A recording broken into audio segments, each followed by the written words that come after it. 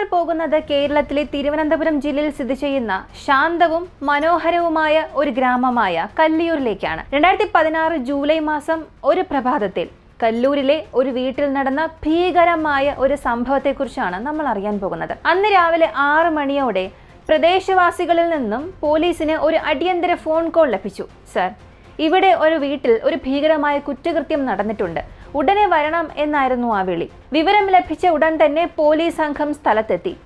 ആ വീടിന് ചുറ്റും വലിയൊരു ജനക്കൂട്ടം. എല്ലാവരും അത്യന്തം ഭീതിയിലും പരിഭ്രാന്തിയിലുമായിരുന്നു. പോലീസ് വീടിനകത്ത് കയറുമ്പോൾ ലിവിംഗ് റൂമിൽ ഏകദേശം 40 വയസ്സ് പ്രായം തോന്നിക്കുന്ന ഒരാളുടെ മൃതദേഹം. ഭീകരമായ ആക്രമണം. ഭാരമുള്ള ആയുധം കൊണ്ട് തലക്കിടിച്ചതിനാൽ തലയോട്ടി തകർന്ന നിലയിൽ, ചുറ്റും രക്തക്കുളം. സംഭവ സ്ഥലത്ത് വെച്ച് തന്നെ അദ്ദേഹം മരണപ്പെട്ടു എന്ന് വ്യക്തമായിരുന്നു. പ്രദേശം സുരക്ഷിതമാക്കിയ ശേഷം പോലീസ് നാട്ടുകാരോട് വിവരം ചോദിച്ചു. അവർ പറഞ്ഞത്, സർ, ഈ വീട്ടിൽ മേരി ദാസനും ഭാര്യ സീജയും താമസിക്കുകയായിരുന്നു. ഇരുവരും ഏകദേശം 40 വയസ്സ്. അവർക്ക് 2 ചെറിയ കുട്ടികളുണ്ട്. ഇന്ന് രാവിലെ 6 മണിയോടെ ആ കുട്ടികൾ കരഞ്ഞുകൊണ്ട് വീടിനകത്ത് നിന്നും പുറത്തേക്ക് ഓടി വന്നു. എന്ത് സംഭവിച്ചു എന്ന് ചോദിച്ചപ്പോൾ അവർ വീട്ടിലേക്കാണ് വിരൽ ചൂണ്ടിയത്. അകത്ത് കയറിയപ്പോൾ മേരിദാസന്റെ മൃതദേഹം ലിവിംഗ് റൂമിൽ കിടക്കുകയായിരുന്നു. എല്ലായിടത്തും രക്തം. പിന്നീട് അടുത്ത മുറിയിലെത്തിയപ്പോൾ ബെഡ്റൂമിൽ സീജയെ കണ്ടു. അവൾക്കും തലയ്ക്ക് ഗുരുതരമായ പരിക്കുണ്ട്. അതിനൊപ്പം ശരീരമാകെ നിരവധി കുത്തേറ്റ മുറിവുകളുണ്ട്. അവൾ അർദ്ധനഗ്നയായ അവസ്ഥയിലായിരുന്നു. ആദ്യം അവൾ മരിച്ചുവെന്നാണ് കരുതിയത്. പക്ഷെ അടുത്ത് ചെന്നപ്പോൾ ഒരു ചെറിയ ശബ്ദം. അപ്പോഴാണ് സീജ ജീവനോടെ ഉണ്ടെന്ന് മനസ്സിലായത്. ഉടൻ തന്നെ നാട്ടുകാർ അവളെ ഒരു ബെഡ്ഷീറ്റിൽ പൊതിഞ്ഞ് ജീവൻ നിലനിർത്താൻ പോരാടുന്ന അവസ്ഥയിൽ ആശുപത്രിയിലേക്ക് മാറ്റി. അതേസമയം മറ്റൊരു കൂട്ടർ പോലീസിനെ വിവരം അറിയിച്ചു. ഇതാണ് നാട്ടുകാർ പോലീസിനോട് പറഞ്ഞ സംഭവ വിവരം. ഇതിനിടെ പോലീസ് കുട്ടികളെ കണ്ടു. അച്ഛൻ മരിച്ചു. അമ്മയുടെ നില അതീവ ഗുരുതരം. ചെറിയ കുട്ടികൾ. അവർ നിയന്ത്രണം വിട്ടിങ്ങനെ കരയുകയാണ്. അവരെ ആശ്വസിപ്പിച്ച ശേഷം പോലീസ് ചോദിച്ചു, നിങ്ങൾ എന്താണ് കണ്ടത്? ഇപ്പൊ കുട്ടികൾ പറയാൻ തുടങ്ങി. സാധാരണയായി ഞങ്ങൾക്ക് രാവിലെ 6 മണിക്ക് ട്യൂഷൻ ഉണ്ട്. അതിനാൽ 5:45 അലാം വെച്ച് എഴുന്നേൽക്കും. അതുകൊണ്ട് അമ്മയും അച്ഛനും ഞങ്ങൾ എപ്പോഴും നേരത്തെ ഉറങ്ങാൻ കിടത്തും. സംഭവത്തിന് മുൻദിനം രാത്രി പതിവ് പോലെ രാത്രി 9 മണിയോടെ അമ്മ ഞങ്ങളെ ഉറക്കാൻ മുറിയിലേക്ക് വന്നു.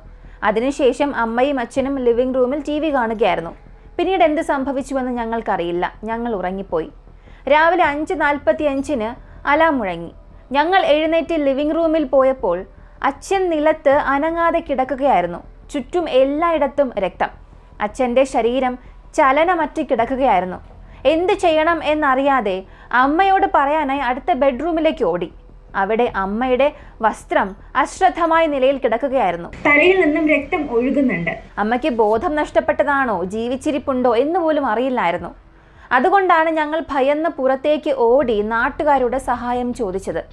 ഇതായിരുന്നു കുട്ടികൾ പോലീസിനോട് പറഞ്ഞത്. പോലീസ് വീണ്ടും ചോദിച്ചു, ഇന്നലെ രാത്രി നിങ്ങൾ എത്ര മണിയോടെയാണ് ഉറങ്ങാൻ പോയത്? ഏകദേശം 9:30ഓടെ. അമ്മയും അച്ഛനും അതിനുശേഷം TV കാണുകയായിരുന്നു. ഉറങ്ങുമ്പോൾ എന്തെങ്കിലും ശബ്ദം കേട്ടോ? ഇല്ല സർ, ഒന്നും കേട്ടില്ല. ഞങ്ങൾ സമാധാനമായി ഉറങ്ങുകയായിരുന്നു. അതിനുശേഷം പോലീസ് അയൽവാസികളോട് ചോദ്യം ചെയ്തു. ഇത്ര വലിയൊരു കുറ്റകൃത്യം നടന്നിട്ടുണ്ടെങ്കിൽ ആ സ്ത്രീ സഹായത്തിനായി നിലവിളിക്കാതിരിക്കില്ലല്ലോ. അതൊരു ഗ്രാമമാണ്. രാത്രി മുഴുവനും നിശബ്ദമായിരിക്കും. അപ്പോൾ ആരും ഒന്നും കേട്ടില്ലേ? പക്ഷേ അന്വേഷണത്തിൽ ആരും ഒന്നും കേട്ടില്ല എന്നാണ് പറഞ്ഞത്. അടുത്തുള്ള ഒരു അയൽവാസി പറഞ്ഞു, സർ, ആ രാത്രി ഞാനൊരു 11 മണിയോടെയാണ് ഉറങ്ങാൻ പോയത്.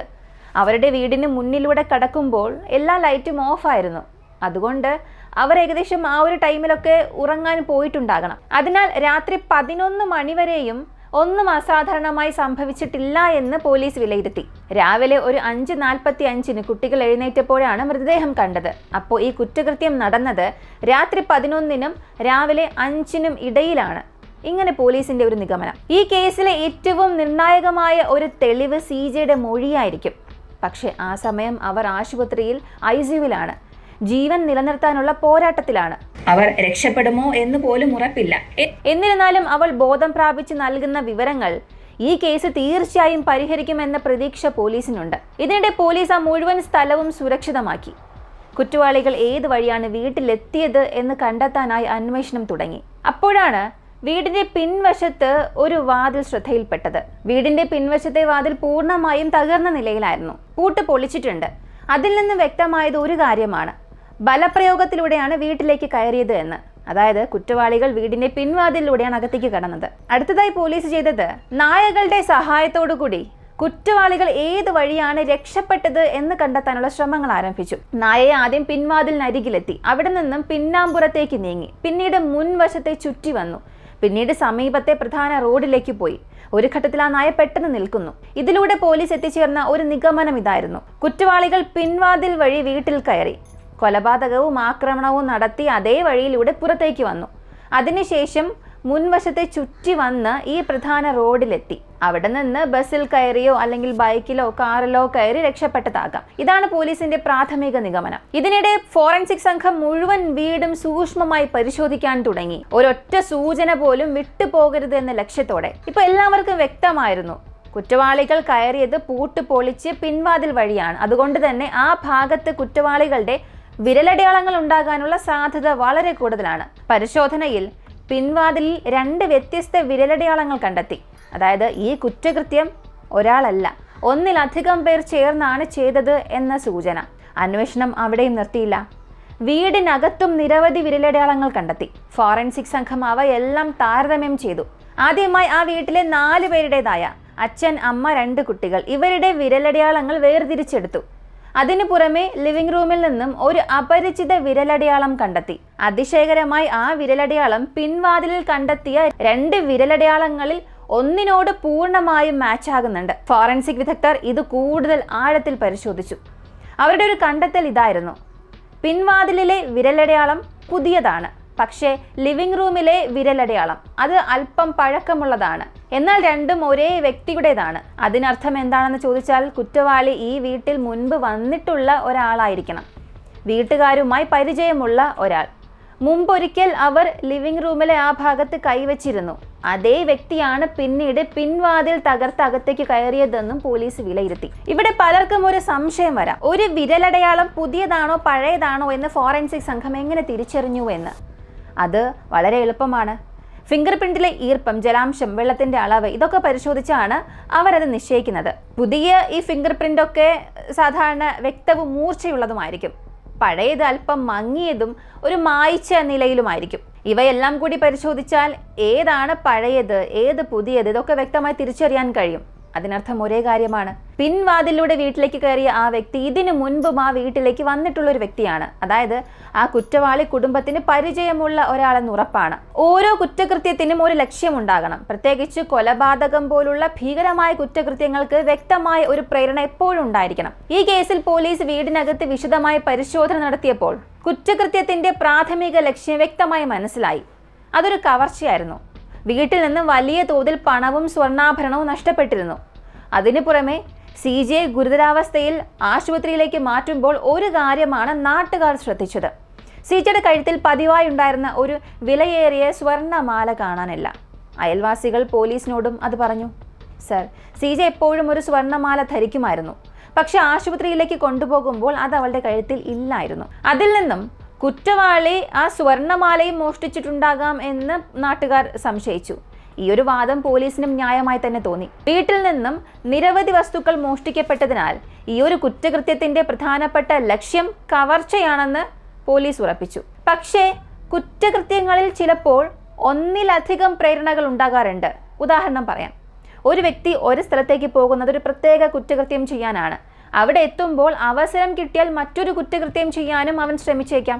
ഈ ഒരു കേസിൽ പോലീസ് എത്തിച്ചേർന്ന നിഗമനം ഇതാണ്: കുറ്റവാളികൾ വീട്ടിലേക്ക് എത്തിയത് കവർച്ച എന്ന ഉദ്ദേശത്തോടെയാണ്. പക്ഷെ അവിടെ CJ കണ്ടപ്പോൾ അവർക്കുള്ളിലെ ദുഷ്ടചിന്തകൾ കൂടുതലായി. അവസരം ഉപയോഗിച്ച് അവർ അവളോട് മോശമായി പെരുമാറുകയും ചെയ്തു. അതായത് പ്രധാനപ്പെട്ട ലക്ഷ്യം കവർച്ചയാണ്, എന്നാൽ സാഹചര്യം ഉപയോഗപ്പെടുത്തി അവർ മറ്റൊരു ഭീകരമായ കുറ്റകൃത്യം നടത്തി. ഇപ്പോൾ ആശുപത്രിയിൽ കഴിയുന്ന CJയ്ക്ക് ഗുരുതരമായ തലയ്ക്ക് പരിക്കുണ്ട്. ഒരുപാട് ശസ്ത്രക്രിയകൾ അവൾ നടത്തേണ്ടി വന്നു. തലച്ചോറിൽ രക്തക്കട്ടകൾ ഉൾപ്പെടെ നിരവധി സങ്കീർണമായ പ്രശ്നങ്ങളാണ് അവൾ നേരിടുന്നത്. ഡോക്ടർമാർ പറഞ്ഞത് അവളുടെ ജീവൻ രക്ഷപ്പെടാനുള്ള സാധ്യത വളരെ കുറവ് എന്നാണ്. ഇപ്പോൾ അവർ കോമയിലാണ്. പക്ഷെ ഡോക്ടർമാർ സ്ഥിരീകരിച്ച ഒരു കാര്യമുണ്ട്: കുറ്റവാളി CJയോട് മോശമായി പെരുമാറിയിട്ടുണ്ട്. അതിനാൽ കുറ്റവാളിയുടേതായ ജൈവ സാമ്പിളുകൾ ഫോറൻസിക് സംഘം ശേഖരിച്ചു. ഇത് ഈ കേസിലെ അത്യന്തം നിർണായകമായ ഒരു തെളിവായിരുന്നു. ഈ സാമ്പിളുകളിൽ നിന്നും കുറ്റവാളിയുടെ DNA കണ്ടെത്താൻ സാധിക്കും. CJ ഇപ്പോൾ കോമയിലായതിനാൽ ഒരു ദിവസം അവൾ ബോധം പ്രാപിച്ച് സംസാരിക്കുമെന്ന പ്രതീക്ഷ പോലീസ് ഒരിക്കലും കൈവിട്ടില്ല. അപ്പോൾ അവളാണ് ഏറ്റവും പ്രധാനപ്പെട്ട ഒരു സാക്ഷി. ആരാണ് അവളെ ആക്രമിച്ചത് എന്നും ആരാണ് കൊലപാതകം നടത്തിയത് എന്നും അവൾക്ക് വ്യക്തമായി അറിയാം. എന്നാൽ പോലീസിന് ഇവിടെ കാത്തിരിക്കാൻ മാത്രമേ കഴിയുകയുള്ളൂ. ഇനി 1 വർഷം വരെയും അവൾക്ക് ബോധം വീണ്ടും കിട്ടാതിരുന്നാൽ എന്ത് ചെയ്യും? അതിനാൽ അതോടൊപ്പം പോലീസ് മറ്റ് പല സാധ്യതകളും പരിശോധിക്കാൻ തുടങ്ങി. മുമ്പ് പറഞ്ഞതുപോലെ കുറ്റവാളി ഈ കുടുംബത്തിന് പരിചയമുള്ള ഒരാളായിരിക്കാം, അയൽവാസിയാകാം, അടുത്ത തെരുവിലെ ആരെങ്കിലും ആയിരിക്കാം, അല്ലെങ്കിൽ അടുത്ത പട്ടണത്തിലെ ആരെങ്കിലും ആയിരിക്കാം, അഥവാ കുടുംബത്തിന്റെ ബന്ധു തന്നെയാകാം. അതിനാൽ പോലീസ് കുടുംബ അംഗങ്ങളെയും അയൽവാസികളെയും എല്ലാം വിശദമായി ചോദ്യം ചെയ്യാൻ ആരംഭിച്ചു. CJയ്ക്ക് ആരെങ്കിലും ശത്രുക്കളായി ഉണ്ടോ? ആരാണ് സ്ഥിരമായി വീട്ടിലേക്ക് വരാറുള്ളത്? വീട്ടിൽ ഇത്രയധികം പണവും സ്വർണവും ഉണ്ടെന്ന കാര്യം അടുത്തറിയുന്ന ഒരാൾക്ക് അറിയാൻ കഴിയും. അതിനാലാണ് പോലീസ് അയൽവാസികളെല്ലാം വളരെ വിശദമായി ചോദ്യം ചെയ്യാൻ തുടങ്ങി. ഭാര്യയും ഭർത്താവും 2 കുട്ടികളുമായി വളരെ ശാന്തമായി ജീവിതം നയിച്ചിരുന്ന ഒരു കുടുംബം, അവർക്കെതിരെ ഇത്ര ക്രൂരമായ കുറ്റകൃത്യം ചെയ്തത് ആരാണ്? എന്തിനാണ് ഈ കുടുംബം ഇത്ര ഭീകരമായ രീതിയിൽ തകർക്കപ്പെട്ടത്? ഇത് ശരിക്കും ഒരു കവർച്ച മാത്രമാണോ? അല്ലെങ്കിൽ ഇതിന് പിന്നിൽ മറ്റെന്തെങ്കിലും രഹസ്യമായ പ്രേരണയുണ്ടോ?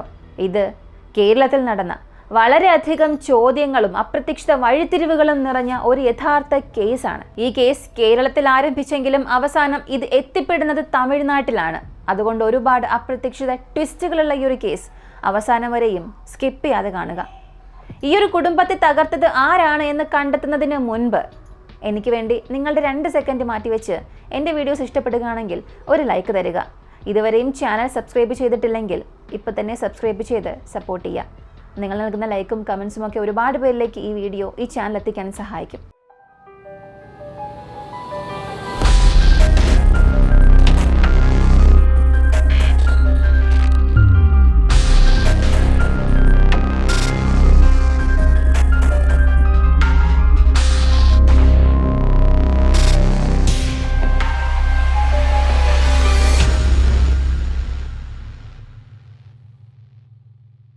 കൊല ചെയ്യപ്പെട്ട മേരിദാസൻ ഒരു രാഷ്ട്രീയ പാർട്ടിയിലെ പ്രവർത്തകനായിരുന്നു. ഒരു രാഷ്ട്രീയക്കാരൻ എന്ന നിലയിൽ അവന് പല ശത്രുക്കൾ ഉണ്ടാകാനുള്ള സാധ്യതയുണ്ട്. രാഷ്ട്രീയത്തിലെ സുഹൃത്തുക്കൾ പോലും സാഹചര്യങ്ങൾ മാറുമ്പോൾ ശത്രുക്കളാകും. അങ്ങനെ ഒരു സുഹൃത്ത് ഈ വീട്ടിൽ വന്നിട്ടുണ്ടാകാം. അവന്റെ വിരലടയാളം വീടിനകത്ത് ഉണ്ടായിരുന്നിരിക്കാം. അതേ വ്യക്തിയാണ് പിന്നീട് കൊലപാതകം നടത്തിയത്. അങ്ങനെ ഒരു സാധ്യതയും പോലീസ് പരിശോധിച്ചു. അതുകൊണ്ട് ബന്ധുക്കൾ, സുഹൃത്തുക്കൾ ഇവരെ മാത്രമല്ല, മേരിദാസൻ പ്രവർത്തിച്ചിരുന്ന രാഷ്ട്രീയ പാർട്ടിയിലെ ശത്രുക്കളെയും പോലീസ് അന്വേഷിക്കാൻ തുടങ്ങി. ഇതിനിടെ ആശുപത്രിയിൽ ജീവൻ നിലനിർത്താനുള്ള പോരാട്ടത്തിലായിരുന്ന CJ പരിശോധിച്ച ഡോക്ടർ വളരെ നിർണായകമായ ഒരു കണ്ടെത്തൽ നടത്തി. CJ കൊല്ലാൻ ശ്രമിച്ച കുറ്റവാളിക്കെതിരെ അവൾ അവസാന നിമിഷം വരെയും ജീവൻ രക്ഷിക്കാൻ പ്രതിരോധിച്ചതിന്റെ തെളിവുകൾ ഉണ്ടായിരുന്നു. അവളുടെ നഖത്തിനിടയിൽ കുറ്റവാളിയുടെ ചർമ്മകോശങ്ങൾ ഉണ്ടായിരുന്നു. മാംസാവശിഷ്ടങ്ങൾ കണ്ടെത്തി. അതോടൊപ്പം കുറ്റവാളിയുടേതായ ചില മുടികളും അവളുടെ നഖത്തിൽ നിന്നും ലഭിച്ചു. ഇതെല്ലാം ഈ കേസിലെ വളരെ പ്രധാനപ്പെട്ട ഫോറൻസിക് തെളിവുകളാണ്. ഭാവിയിൽ DNA പരിശോധനയ്ക്ക് അത്യന്തം സഹായകമാകും. എന്നാൽ ഒരു വലിയ പ്രശ്നം അപ്പോഴും നിലനിൽക്കുന്നുണ്ട്. പോലീസ് എത്ര പേരെ അന്വേഷിച്ചിട്ടും ഒരാളെ പോലും സംശയ വലയത്തിൽ കൊണ്ടുവരാൻ സാധിച്ചില്ല. അങ്ങനെ ഒരാൾ ഉണ്ടെങ്കിൽ മാത്രമേ DNA പരിശോധനയും വിരലടയാള പരിശോധനയും നടത്താൻ സാധിക്കൂ. അതിനാൽ ഈ ഒരു കേസ് വീണ്ടും കൂടുതൽ ആഴത്തിലേക്ക് കൊണ്ടുപോകേണ്ടതുണ്ട്. അങ്ങനെ ഈ ഒരു കേസ് എവിടെ പോയാലും പൂർണ്ണമായും ഒരു ഡെഡ് എൻഡിലെത്തി. മറ്റു വഴിയില്ലാതെ പോലീസ് വീണ്ടും അയൽവാസികളിലേക്കാണ് തിരിഞ്ഞത്. ഒന്നുകൂടി ആലോചിച്ച് നോക്കുക. ഈ കുടുംബവുമായി ബന്ധപ്പെട്ട മുൻപുണ്ടായ എന്തെങ്കിലും പ്രശ്നം, ചെറിയൊരു തർക്കം എല്ലാം ഉപകാരപ്പെടും. ആദ്യമൊക്കെ ആർക്കും ഒന്നും ഓർമ്മയില്ല. പിന്നീട് ഒരു അയൽവാസി പറഞ്ഞു, സർ, ഒരു പഴയ സംഭവം ഓർമ്മയുണ്ട്, ഒരു 2 വർഷം മുൻപുള്ളതാണ്. അത് പ്രസക്തമാണോ എന്നൊന്നും അറിയില്ല. ചെറിയ വിവരങ്ങൾ പോലും ഈ ഒരു കേസ് ഒരു പക്ഷെ പരിഹരിക്കാൻ സഹായിക്കും. പറയാൻ ആവശ്യപ്പെട്ടു. സർ, മേരിദാസന്റെ വീടിന് എതിർവശത്ത് ഒരാളുണ്ട്. അവന്റെ പേര് അനിൽകുമാർ. അവൻ അമ്മയുടെ വീട്ടിലാണ് താമസിക്കുന്നത്. അവൻ ഏകദേശം 50 വയസ്സുണ്ട്. ഭാര്യയും 2 കുട്ടികളുമുണ്ട്. മേരിദാസന്റെ വീട്ടിലും 2 കുട്ടികളുണ്ടായിരുന്നു. ഇങ്ങനെയുള്ള വീടുകളിൽ സാധാരണ എന്തായിരിക്കും സംഭവിക്കുക? കുട്ടികൾ ഒരേ വീട്ടിൽ നിന്ന് മറ്റു വീട്ടിലേക്ക് കളിക്കാനൊക്കെ പോകും. ഇതുപോലെ തന്നെ മേരിദാസന്റെ കുട്ടികൾ അനിലിന്റെ വീട്ടിൽ കളിക്കാൻ പോകാറുണ്ടായിരുന്നു. അവിടുത്തെ കുട്ടികളും മേരിദാസന്റെ വീട്ടിലേക്ക് വരാറുണ്ടായിരുന്നു. ഈ കുടുംബങ്ങൾ തമ്മിൽ നല്ല സൗഹൃദമായിരുന്നു. പക്ഷെ ഒരു ദിവസം അപ്രതീക്ഷിതമായ ഒരു സംഭവം ഉണ്ടായി. മേരിദാസന്റെ മൊബൈൽ ഫോൺ കാണാതായി. വീട്ടിലും പുറത്തും എല്ലായിടത്തും തിരഞ്ഞു. ഫോൺ കിട്ടിയില്ല. 1 മാസം കഴിഞ്ഞ് ഒരു ദിവസം മേരിദാസന്റെ കുട്ടികൾ അനിലിന്റെ വീട്ടിൽ ഒളിച്ചു കളിക്കുകയായിരുന്നു. ആ സമയം ഒരു അരിപ്പാത്രത്തിനകത്തൊരു പ്ലാസ്റ്റിക് കവറിൽ ഒരുപാട് സാധനങ്ങൾ. ആ കവറിൽ അവർ കണ്ടത് തങ്ങളുടെ അച്ഛൻ്റെ കാണാതായ ഫോണായിരുന്നു. കുട്ടികൾ ആ കവറെടുത്ത് മേരിദാസിന് നൽകി. അത് കണ്ട നിമിഷം അദ്ദേഹം പൂർണ്ണമായും അമ്പരന്നു. അവൻ്റെ ഫോൺ അനിലിൻ്റെ വീട്ടിലെ അരിപ്പാത്രത്തിനുള്ളിൽ ഒളിച്ചു വെച്ചിരിക്കുകയായിരുന്നു. ഉടൻ തന്നെ ദേഷ്യത്തിൽ അദ്ദേഹം അനിലിനോട് ചോദിച്ചു. അവൻ പറഞ്ഞ മറുപടി ഇതായിരുന്നു: ഈ ഫോൺ എനിക്ക് താഴെ കിടന്ന് കിട്ടിയതാണ്, ആരുടേതാണെന്ന് എനിക്ക് അറിയില്ലായിരുന്നു. അതുകൊണ്ട് കവറിലാക്കി ഞാനത് അകത്ത് വെച്ചു. പിന്നീട് ഞാനത് മറന്നുപോയി. ഞാൻ മോഷ്ടിക്കാൻ ഉദ്ദേശിച്ചിട്ടേയില്ല. ആരുടേതാണെന്ന് കണ്ടെത്തി തിരികെ നൽകണം എന്നായിരുന്നു ഞാൻ ആലോചിച്ചത്. അനിൽ ഇതെല്ലാം പറഞ്ഞപ്പോൾ മേരിദാസൻ അത് വിശ്വസിച്ചു. നാളുകളായുള്ള സുഹൃത്തല്ലേ, അവന് എൻ്റെ ഫോൺ മോഷ്ടിക്കേണ്ട ആവശ്യമേ ഇല്ല എന്ന് കരുതി ആ ഒരു വിഷയം അവിടെ അവസാനിപ്പിച്ചു. പക്ഷെ അവിടെ ഒരു ഭീകരമായ കാര്യം ഇനിയും ബാക്കിയുണ്ടായിരുന്നു. ആ പ്ലാസ്റ്റിക് കവറിനുള്ളിൽ ഫോണിനൊപ്പം 2-3 ഇരുമ്പ് ദണ്ടുകൾ ഉണ്ടായിരുന്നു. അവ കണ്ടാൽ ആർക്കും മനസ്സിലാകും വീട്ടിലെ പൂട്ടുകൾ തകർക്കാനും മോഷണം നടത്താനും ഉപയോഗിക്കുന്ന ചില വസ്തുക്കളായിരുന്നു അത്. അതൊരു സാധാരണ മനുഷ്യൻ വീട്ടിൽ സൂക്ഷിക്കുന്ന വസ്തുക്കളെ അല്ല. അത് കണ്ട നിമിഷം സീജ പൂർണ്ണമായും ഞെട്ടിപ്പോയി. ഇരുവരും മനസ്സിൽ കരുതി, ഇയാൾ വളരെ അപകടകാരിയാണല്ലോ എന്ന്. ഇതിനിടെ നമ്മുടെ ഗ്രാമങ്ങളിൽ സാധാരണ നടക്കുന്നത് പോലെ ഈ അയൽവാസി സ്ത്രീകൾ ഒരുമിച്ചിരുന്ന് സംസാരിക്കുകയും കഥകൾ പങ്കുവെക്കുകയും ഒക്കെ ചെയ്യും. അങ്ങനെ ഒരു ദിവസം സീജ അനിലിന്റെ ഭാര്യയായ അമ്മുക്കുട്ടിയുമായി സംസാരിക്കുമ്പോൾ അപ്പോൾ തന്നെയാണ് ഒരു ഞെട്ടിപ്പിക്കുന്ന വിവരം സീജ അറിയുന്നത്. ഈ അമ്മുക്കുട്ടി അനിലിന്റെ നിയമപരമായ ഭാര്യയല്ല, അവർ തമ്മിൽ ലിവ് ഇൻ റിലേഷൻഷിപ്പിലാണ്. ഒരു ദിവസം അമ്മുക്കുട്ടി സീജയോട് തുറന്നു പറഞ്ഞു, നിങ്ങൾ കരുതുന്നത് പോലെ ഈ ബിനു ഒരു സാധാരണ ആളല്ല. അവൻ വളരെ അപകടകാരിയാണ്, ഒരു പ്രൊഫഷണൽ ക്രിമിനൽ എന്ന് വേണമെങ്കിൽ പറയാം. ആവശ്യമെങ്കിൽ കൊല്ലാൻ പോലും ഒട്ടും മടിക്കാത്ത ഒരാളാണ്. നിങ്ങളുടെ ഫോൺ തിരികെ കിട്ടിയല്ലോ, ഇനി ഒരിക്കലുമായി അവനുമായി ഒരു ബന്ധം വേണ്ട. അവൻ നിങ്ങളുടെ കുടുംബത്തിന് തന്നെ ഭീഷണിയാണ്. ഇത് കേട്ട് സീജ വളരെ ഞെട്ടിപ്പോയി. അമ്മുക്കുട്ടി തന്നെയാണ് ഇങ്ങനെ ഒരു മുന്നറിയിപ്പ് നൽകുന്നത്. വീട്ടിലെത്തിയ സീജ ഇത് ഭർത്താവായ മേരിദാസിനോട് പറഞ്ഞു. അദ്ദേഹത്തിനും കാര്യങ്ങൾ മനസ്സിലായി. അയാൾ അപകടകാരിയാണെങ്കിൽ ഇനി അവനിൽ നിന്നും ദൂരെ നിൽക്കാം എന്നിരുവരും തീരുമാനിച്ചു. ഇതോടെ ഇവനുമായുള്ള എല്ലാ ബന്ധവും പൂർണ്ണമായും അവസാനിപ്പിച്ചു. കുട്ടികളെയും അവരുടെ വീട്ടിലേക്ക് കളിക്കാൻ പോലും അയക്കാതെയായി. ഒരു കാലത്ത് വളരെ അടുത്തിരുന്ന ഈ കുടുംബം എങ്ങനെ പൂർണ്ണമായും പിരിഞ്ഞു എന്ന് അയൽവാസികൾ വരെ സംസാരിക്കാൻ തുടങ്ങി. പക്ഷെ ഇതോടുകൂടി കഥ അവസാനിക്കുന്നില്ല. ഈ ഒരു ബന്ധം വിച്ഛേദിച്ചതിനു ശേഷം ഒരു ദിവസം മേരിദാസൻ ജോലിക്കായി പുറത്തുപോയ സമയത്ത് വീട്ടിൽ സീജ ഒറ്റയ്ക്കായിരുന്നു. അവസരം മുതലെടുത്ത ഇവൻ വീട്ടിൽ കയറി സീജയോട് അശ്ലീലമായി പെരുമാറാൻ ശ്രമിച്ചു. അവൾ ഉച്ചത്തിൽ കരഞ്ഞു കൂവിയതോടെ അയൽവാസികളെല്ലാം ഓടിയെത്തി. അവിടെ ഉണ്ടായിരുന്ന എല്ലാവരും അവനെ നേരിട്ട് കണ്ടു. അവന് ബിനു എന്നൊരു പേര് കൂടെ ഉണ്ട്. അന്നത്തെ ആ സംഭവം അവന് വലിയൊരു അപമാനമായിരുന്നു. ഇനി ഈ പ്രദേശത്ത് താമസിക്കാൻ കഴിയില്ല എന്ന് മനസ്സിലാക്കി അവൻ അവിടം ഒഴിവാക്കി മാറിപ്പോയി. ഇത് ഏകദേശം 2 വർഷം മുൻപ് നടന്ന സംഭവമാണ് എന്ന് അയൽവാസികൾ പോലീസിനോട് പറഞ്ഞ് അവസാനിപ്പിച്ചു. ഇപ്പൊ പോലീസിനൊരു സംശയം, 2 വർഷം മുൻപ് നടന്ന ഒരു സംഭവം ഇത്രയും കാലം മനസ്സിൽ വെച്ചുകൊണ്ട് ഒരാൾ പ്രതികാരം ചെയ്യുമോ? എങ്കിലും ഈ ഒരു കേസിൽ ഇതുവരെ കിട്ടിയതിൽ വെച്ച് ഏറ്റവും ശക്തമായ ഒരു തെളിവായിരുന്നു അത്. അതുകൊണ്ട് അന്വേഷണം അവന്റെ ജന്മനാടായ വട്ടപ്പാറയിലേക്ക് നീങ്ങുന്നു. അവിടെ ബിനുവിനൊരു സ്വന്തം വീടുണ്ട്. പക്ഷെ വീട് പൂട്ടിയ നിലയിലാണ്. അവിടുത്തെ നാട്ടുകാരോട് പോലീസ് ചോദിച്ചപ്പോൾ അവർ പറഞ്ഞത്, സർ, അവൻ ഇവിടെ സ്ഥിരമായി താമസിക്കുന്ന ആളല്ല, വർഷത്തിൽ ഒരിക്കൽ മാത്രം വരുന്ന ആളാണ്, അടുത്തിടെ അവനെ കണ്ടിട്ടേ ഇല്ല. അവനെക്കുറിച്ച് നിങ്ങൾക്ക് എന്തെങ്കിലും അറിയാമോ എന്ന് ചോദിച്ചപ്പോൾ, സർ, അവൻ അടിസ്ഥാനപരമായ ഒരു ക്രിമിനലാണ്, വളരെ സങ്കീർണമായ സ്വഭാവമുള്ള ഒരാൾ, അതുകൊണ്ട് ഞങ്ങൾ അവനെ അടുത്തേക്ക് അടുപ്പിക്കാറ് പോലും ഇല്ല. കൂടാതെ നാട്ടുകാർ ഒരു പ്രത്യേക കാര്യം കൂടെ പറഞ്ഞു, സർ, ഒരു വിചിത്രമായ സ്വഭാവം അവനുണ്ട്. അവൻ്റെ പേര് ബിനു ആണെങ്കിലും ഞങ്ങൾ അവനെ കുലിസ് ബിനു എന്നാണ് വിളിക്കുന്നത്. എന്തുകൊണ്ടാണ് അവനെ അങ്ങനെ വിളിക്കുന്നത് എന്ന് ചോദിച്ചപ്പോൾ അവർ പറഞ്ഞൊരു കാര്യം, എല്ലാവർക്കും ഒരു ദൗർബല്യം ഉണ്ടാകും. ബിനുവിൻ്റെ ഏറ്റവും വലിയ ദൗർബല്യം സ്ത്രീകളാണ്, അതും പ്രത്യേകിച്ച് കൊലിസ് ധരിച്ച സ്ത്രീകൾ. എവിടെയെങ്കിലും ഇരിക്കുമ്പോൾ കൊലിസിന്റെ ശബ്ദത്തോടെ ഒരു സ്ത്രീ കടന്നു പോയാൽ അവൻ പൂർണ്ണമായും അവളിൽ ആസക്തനാകും. സ്ത്രീകളുടെ കൊലിസുകളോടുള്ള അസാധാരണമായ ആസക്തി അവനിൽ അത്രമേൽ ശക്തമായതിനാൽ തന്നെയാണ് അവനെ എല്ലാവരും കൊലിസ് ബിനു എന്ന് വിളിച്ചിരുന്നത്. ഇത് കേൾക്കുമ്പോൾ നമുക്ക് എന്താണ് ഇത്ര വിചിത്രം എന്നൊക്കെ തോന്നിയേക്കാം. പക്ഷേ മനുഷ്യ മനഃശാസ്ത്രം എത്ര വിചിത്രമായിരിക്കാം എന്ന് നമുക്ക് പൂർണ്ണമായും അനുമാനിക്കാനാകില്ല. ഒരു സമയത്ത് നമ്മൾ എടുത്ത ഒരു കേസിൽ പോലും, അതൊരു ഫോറിൻ കേസാണ്, അതിൽ ഒരു വ്യക്തിക്ക് സ്ത്രീകളുടെ ചെരുപ്പുകളോട് ഇങ്ങനെ ഒരു അസാധാരണമായ ആസക്തി ഉണ്ടായിരുന്നു. വളരെ അപരിമിതമായ മോഹവും വല്ലാത്തൊരു ആസക്തിയും. ഇത് കേൾക്കുമ്പോൾ അസംബന്ധമായി തോന്നുമെങ്കിലും അങ്ങനെയുള്ള വ്യക്തിത്വങ്ങളും ഈ ലോകത്തുണ്ട് എന്നുള്ളതാണ് യാഥാർത്ഥ്യം. അതുകൊണ്ട് തന്നെ ഈ കൊലുസ് ബിനു ഒരു സാധാരണയാളല്ല, ഒരു ക്രിമിനൽ ആയതോടൊപ്പം തന്നെ കൊലുസ് ധരിച്ച സ്ത്രീകളോടുള്ള അസാധാരണമായ ആസക്തിയും അവനിൽ ഉണ്ടെന്നുള്ളത് പോലീസിനൊരു പ്രധാനപ്പെട്ട സൂചനയായി. ഇതിനിടെ പോലീസ് ഈ ബിനുവിന്റെ നിലവിലെ താമസ സ്ഥലം കണ്ടെത്താൻ ശ്രമിച്ചു. ഇതിനിടെ ആശുപത്രിയിൽ ചികിത്സയിലായിരുന്ന സീജയുടെ ആ ഒരു അവസ്ഥ, അവർ നിരീക്ഷിച്ചുകൊണ്ടേയിരുന്നു. പക്ഷെ ആശുപത്രിയിൽ നിന്നും പ്രതീക്ഷ നൽകുന്ന വാർത്തകളൊന്നും അവർക്ക് ലഭിച്ചില്ല. ഡോക്ടർ അപ്പോഴും പറഞ്ഞത് അവൾ ഇപ്പോഴും കോമയിലാണ്, കോമയിൽ നിന്നും ഉണരാനുള്ള സാധ്യത വളരെ കുറവാണ് എന്ന്, ജീവൻ രക്ഷപ്പെടാനുള്ള സാധ്യത പോലും കുറവാണെന്ന് അവർ വ്യക്തമാക്കി. ഇതോടെ പോലീസിന്റെ ശ്രദ്ധ വീണ്ടും ഈ ബിനുവിലേക്ക് തിരിഞ്ഞു. പക്ഷെ അന്വേഷണത്തിൽ ഒരു പുതിയ ചോദ്യം ഉയർന്നു വന്നു. ഈ കൊലപാതകം നടന്നതിന് ശേഷം ഈ പ്രദേശത്തേക്ക് തിരികെ വരാതിരുന്ന ആളുകൾ ആരൊക്കെയാണ്? അതിൻ്റെ ഒരു പട്ടിക തയ്യാറാക്കിയപ്പോൾ ഒരു പേര് മുന്നിലെത്തി. മുത്തു. തമിഴ്നാട്ടിലെ നാഗർകോവിൽ സ്വദേശിയായ മുത്തു, ജോലിക്കായി കേരളത്തിൽ താമസിച്ചയാൾ. അന്വേഷണത്തിൽ മനസ്സിലായത്, കൊലപാതകം നടന്ന ദിവസം രാവിലെ ഒരു 10 മണിക്ക് മുത്തു ആ പ്രദേശം വിട്ടു. പോലീസ് ഉടൻ അവന്റെ ഫോൺ ട്രാക്ക് ചെയ്യാൻ ശ്രമിച്ചു. അവർ കരുതിയത് ആ ഫോൺ ഓഫായിരിക്കും എന്നാണ്. പക്ഷെ ഫോൺ ഓൺ ആയിരുന്നു. ലൊക്കേഷൻ പരിശോധിച്ചപ്പോൾ അവൻ നാഗർകോവിലിൽ കുടുംബത്തോടൊപ്പം താമസിക്കുന്നു എന്ന് കണ്ടെത്തി. പോലീസ് അവനെ വിളിച്ച് ചോദ്യം ചെയ്തു. അവൻ പറഞ്ഞത്, സർ, ഞാൻ ആ പ്രദേശത്ത് താമസിച്ചിരുന്നു, സത്യം തന്നെയാണ്. പക്ഷേ അന്ന് എൻ്റെ ജോലിയെല്ലാം അവസാനിച്ചു, അതുകൊണ്ട് ഞാൻ എൻ്റെ നാട്ടിലേക്ക് മടങ്ങി. ഇപ്പോൾ കുടുംബത്തോടൊപ്പം ഇവിടെയാണ്. അന്വേഷണത്തിൽ മുത്തുവിന് യാതൊരു ക്രിമിനൽ പശ്ചാത്തലവും ഇല്ല എന്ന് മനസ്സിലായി. ഫോണും ഓഫ് ചെയ്തിട്ടില്ല, സംശയിക്കുന്ന സൂചനകളൊന്നുമില്ല. അതുകൊണ്ട് തന്നെ ഇതൊരു യാദൃശ്ചിക സംഭവമായിരിക്കാം എന്ന് പോലീസ് കരുതി. എങ്കിലും ഉറപ്പിക്കാനായി മുത്തുവിനെ കേരളത്തിലേക്ക് കൊണ്ടുവന്നു. പിന്നിലെ വാതിലിൽ നിന്നും കണ്ടെത്തിയ ഈ ഫിംഗർ പ്രിന്റ്, അതുമായി അവന്റെ ഫിംഗർ പ്രിന്റ് മാച്ച് ചെയ്ത് നോക്കി. ഒന്നും മാച്ച് ആയില്ല. അങ്ങനെ മുത്തുവിനെ കേസിൽ നിന്നും പുറത്താക്കി. ഇനി ശ്രദ്ധ വീണ്ടും ബിനുവിലേക്കാണ് പോയത്. ബിനുവിന്റെ ജന്മദേശം വട്ടപ്പാറ. അവിടെ പോലീസ് മുൻപ് തന്നെ അന്വേഷണം നടത്തിയിരുന്നു. ഇപ്പോ അവിടുത്തെ ആളുകളോട് ബിനുവിനെ കുറിച്ച് എന്തെങ്കിലും വിവരം കിട്ടിയാൽ അറിയിക്കാൻ പോലീസ് ബന്ധപ്പെടാനുള്ള വിവരങ്ങളൊക്കെ നൽകിയിരുന്നു.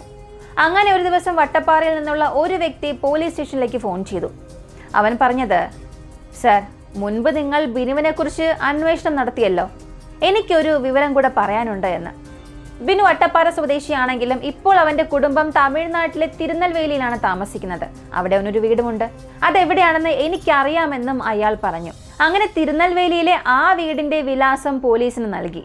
ഇത് അന്വേഷണത്തിൽ വലിയൊരു വഴിത്തിരിവായി മാറി. ഒരു നിമിഷം പോലും വൈകാതെ കേരള പോലീസ് തിരുനെൽവേലിയിലേക്ക് പുറപ്പെട്ടു ബിനുവിനെ കണ്ടെത്താൻ. ആ വിലാസത്തിലെത്തുമ്പോൾ അവിടെ ബിനുവിന്റെ ഭാര്യയും ഒരു കുഞ്ഞും മാത്രമേ ഉണ്ടായിരുന്നുള്ളൂ. വീട് പൂർണ്ണമായും ഫർണിച്ചർ ഒന്നുമില്ലാതെ ശൂന്യമായി കിടന്നു. ബിനു അവിടെ താമസിക്കുന്നില്ല. പോലീസ് അവന്റെ ഭാര്യയോട് ചോദിച്ചു. അവർ പറഞ്ഞത്, എൻ്റെ ഭർത്താവ് പലപ്പോഴും നാടിന് പുറത്താണ് ജോലിക്ക് പോകുന്നത്. അവനോടൊപ്പം ചന്ദ്രൻ എന്ന ഒരു വ്യക്തിയുണ്ട്. അവൻ ബിസിനസ് പാർട്ട്ണറാണ്, ഒരുമിച്ച് ജോലിക്ക് പോകും. ഇപ്പോൾ അവർ വെല്ലൂരിലേക്കാണ് പോയത്. മുൻപും അവിടെ പോയി തിരികെ വന്നിട്ടുണ്ട്. ഇപ്പോൾ വീണ്ടും വെല്ലൂരിലേക്ക് പോകുന്നു എന്ന് പറഞ്ഞാണ് പോയത്. ഈ ചന്ദ്രൻ എന്ന പേര് പോലീസ് ഈ കേസിൽ ഇപ്പോൾ ആദ്യമായിട്ടാണ് കേൾക്കുന്നത്. അന്വേഷണം തുടർന്നപ്പോൾ ഈ വെല്ലൂരിലെ പോലീസിന് ചന്ദ്രനെ നന്നായി അറിയാമായിരുന്നു. അവൻ ഒരു പ്രൊഫഷണൽ ക്രിമിനലാണ്. വീടുകൾ പൊളിച്ചു കയറാനും മോഷണം നടത്താനും വിദഗ്ധൻ. അവന്റെ വിലാസം കണ്ടെത്തിയ പോലീസ് അവിടെ എത്തി. അതേ സ്ഥലത്ത് ചന്ദ്രനും അവന്റെ കൂട്ടാളിയായ മറ്റ് 2 പേരും ഉണ്ടായിരുന്നു. എല്ലാവരെയും പിടിച്ചു. അവർ പോലീസിനോട് പറഞ്ഞത്, ഞങ്ങളെ മോഷണ കേസിൽ പിടിച്ചാലും ശരി, പക്ഷെ ഞങ്ങൾക്ക് ഈ കൊലപാതക കേസിൽ യാതൊരു പങ്കും ഇല്ല. അങ്ങനൊരു കുറ്റം ഞങ്ങൾ ചെയ്തിട്ടില്ല. എങ്കിലും വ്യത്യസ്തമായി വേർതിരിച്ച് ചോദ്യം ചെയ്തപ്പോൾ പോലീസ് ചന്ദ്രനോട് ചോദിച്ചു, നീയും ബിനുവുമാണ് ഈ കേസിലെ പ്രധാനപ്പെട്ട പ്രതികൾ. കയറിയ വീടിന് പിന്നിൽ നിങ്ങളുടെ വിരലടയാളം കണ്ടെത്തിയിട്ടുണ്ട്. ഇത് തെളിയിച്ചാൽ മരണശിക്ഷ വരെയും നേരിടേണ്ടി വരും. ഇപ്പോൾ സത്യം പറഞ്ഞാൽ ജീവപര്യന്തം ശിക്ഷയിലേക്ക് കേസിനെ മാറ്റാൻ സാധ്യതകളുണ്ട്. ഈ ഒരു ഒറ്റ ഡീലിന് ശേഷമാണ് ചന്ദ്രൻ സത്യം ഓരോന്നായി പറയാൻ തുടങ്ങിയത്. ബിനു, ചന്ദ്രൻ, ഇവർ 2 പേരും പരിചയ സമ്പന്നരായ ക്രിമിനലുകളാണ്. ഇവർ പാർട്ട്ണർഷിപ്പിലാണ് പ്രവർത്തിച്ചിരുന്നത്. ഇവരുടെ ജോലി ഇങ്ങനെയാണ്. ബിനുവിന്റെ ജോലി ഏത് വീട് മോഷണം നടത്തുക, അവിടെ എത്ര പണം സ്വർണം ഉണ്ടെന്ന് കണ്ടെത്തുക, വീട്ടുകാർ എപ്പോൾ ഉറങ്ങും, എപ്പോൾ ഒറ്റയ്ക്കാകും, എവിടെ നിന്ന് കയറണം, ഇങ്ങനെയെല്ലാം നിരീക്ഷിക്കുക.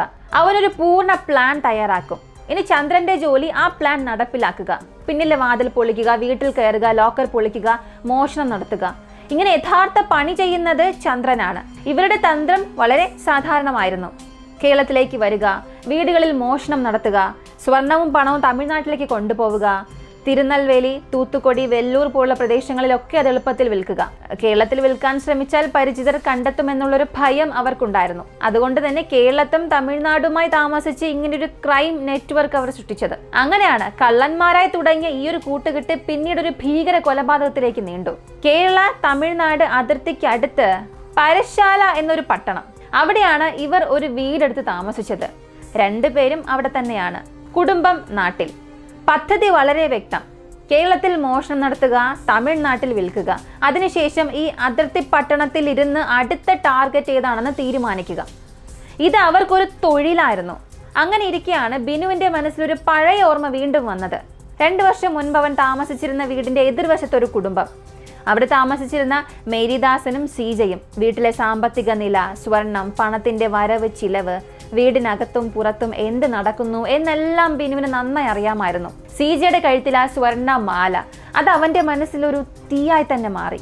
ആ വിവരം മുഴുവനും അവൻ ചന്ദ്രനോട് പറഞ്ഞു. പൂർണ്ണമായ ഒരു പദ്ധതി തയ്യാറാക്കി. ഒരു രാത്രി ഏകദേശം 9:30, 10 മണിയോടെ അവർ കല്ലിയൂർ ഭാഗത്തേക്ക് തിരിച്ചു. ആ ഗ്രാമം നിശബ്ദമാകുന്നതും കാത്തിരുന്നു. അർദ്ധരാത്രി കഴിഞ്ഞ് ഏകദേശം 12 മണിയോടെ വീടിന്റെ പിന്നിലെ വാതിൽ പതിയെ പൊളിച്ചു. അകത്തേക്ക് കടന്ന് ബെഡ്റൂമിന്റെ ലോക്കർ പൊളിക്കാൻ തുടങ്ങി. ചന്ദ്രൻ ചെയ്യാൻ തുടങ്ങി. അതേസമയം ഈ ബിനുവിന്റെ ശ്രദ്ധ അത് സീജയിലായിരുന്നു. സീജ ഉറങ്ങുകയായിരുന്നു. അവളുടെ അടുത്ത് ചെന്ന് അവളെ അവൻ അങ്ങനെ നോക്കി നിന്നു. ഈ സമയത്ത് ലോക്കർ പൊളിക്കുന്ന ശബ്ദം കേട്ട് മേരിദാസൻ ഉണർന്നു. ശബ്ദം എവിടെ നിന്നാണെന്ന് നോക്കാനായി അയാൾ എഴുന്നേറ്റു. ആ സമയം അയാൾ കണ്ടത് തന്റെ ഭാര്യയുടെ അടുത്ത് നിൽക്കുന്ന ഒരാളായിരുന്നു.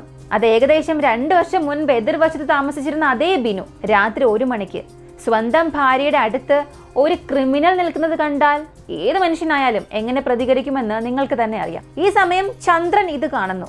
കയ്യിലുണ്ടായിരുന്ന ഇരുമ്പ് വടി കൊണ്ട് അവൻ മേരിദാസന്റെ തലയിൽ ആഞ്ഞടിച്ചു. ഒന്നല്ല, വീണ്ടും വീണ്ടും അടിച്ചു.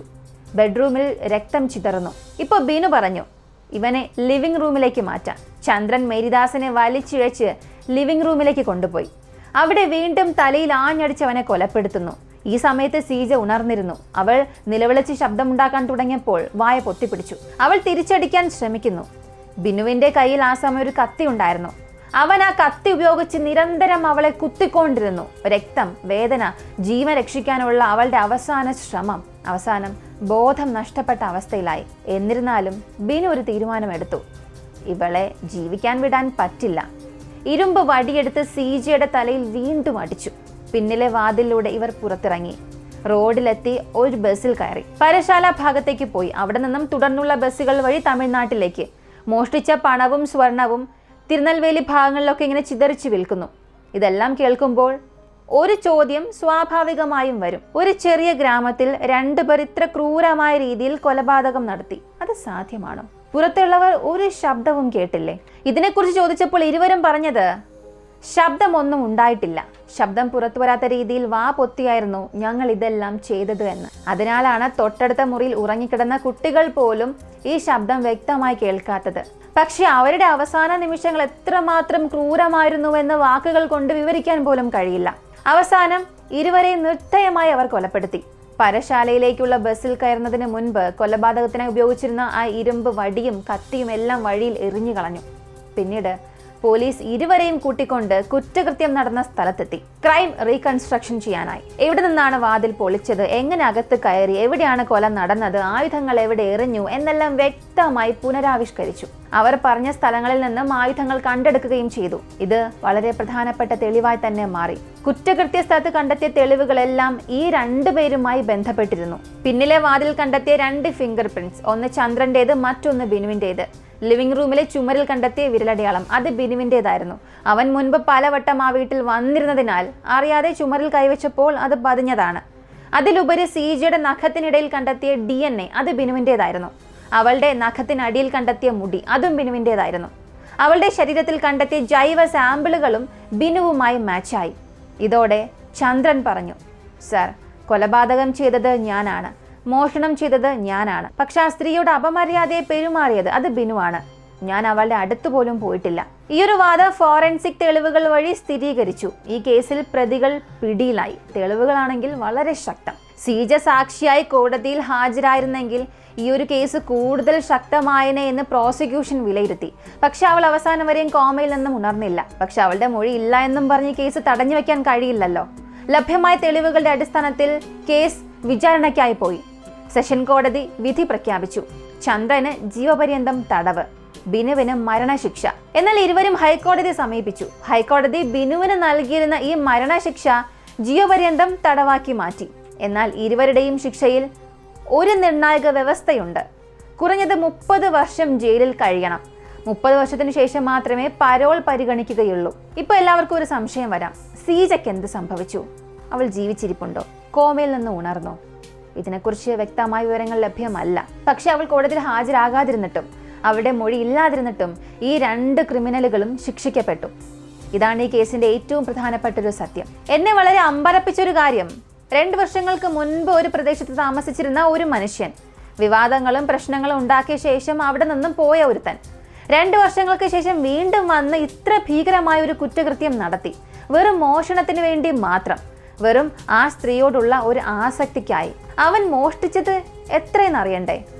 9,000 രൂപ, കുറച്ച് സ്വർണ്ണാഭരണങ്ങൾ, സീജ കഴുത്തിൽ ധരിച്ചിരുന്ന ആ ഒരു മാല. ഇതാണോ ഒരു മനുഷ്യ ജീവനുള്ളൊരു മൂല്യം? പണത്തിന് വേണ്ടി ഇത്ര ദാരുണമായൊരു കൊലപാതകം ചെയ്യാൻ ഒരു മനുഷ്യന് എങ്ങനെ കഴിയുന്നു? ഇന്ന് ആ 2 ചെറിയ കുട്ടികൾ, അച്ഛനുമില്ല അമ്മയും ഇല്ല, ജീവിതകാലം മുഴുവനും അനാഥരായി ജീവിക്കേണ്ടി വരും. എൻ്റെ അഭിപ്രായത്തിൽ ഇത്തരം മോഷ്ടാക്കളെ നിസ്സാരമായി കാണരുത്.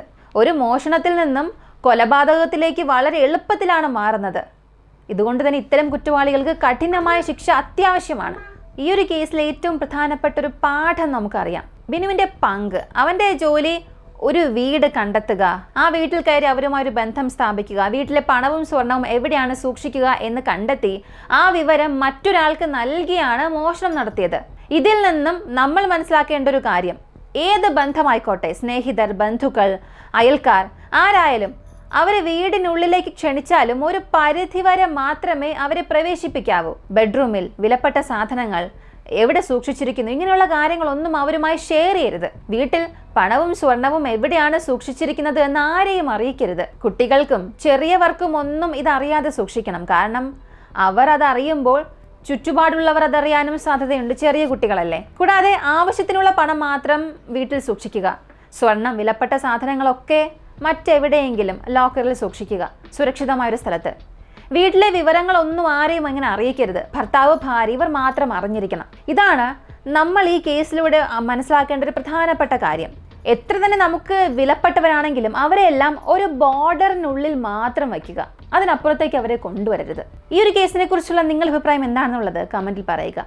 ഇങ്ങനെയുള്ള വളരെ വ്യത്യസ്തമായ കേസുകളെക്കുറിച്ച് താല്പര്യമുള്ളവരാണ് നിങ്ങളെങ്കിൽ ഇപ്പോൾ തന്നെ നിങ്ങൾക്ക് നമ്മുടെ ചാനൽ സബ്സ്ക്രൈബ് ചെയ്യാം. ഇതുവരെയും ഈ വീഡിയോ കണ്ട് ഇപ്പോഴും ഒരു ലൈക്ക് പോലും ചെയ്യാത്തവരാണ് നിങ്ങളെങ്കിൽ ഇപ്പം തന്നെ ഒരു ലൈക്ക് ചെയ്ത് സപ്പോർട്ട് ചെയ്യുക. നിങ്ങൾ നൽകുന്ന ഒരു ലൈക്കും കമൻറ്റുമായിരിക്കും ഈ ഒരു വീഡിയോ, ഈ ഒരു ചാനലിനെ ഒരുപാട് ഉയരങ്ങളിലേക്ക് എത്തിക്കാൻ സഹായിക്കുന്നത്. മറ്റൊരു വീഡിയോയുമായി വീണ്ടും കാണാം.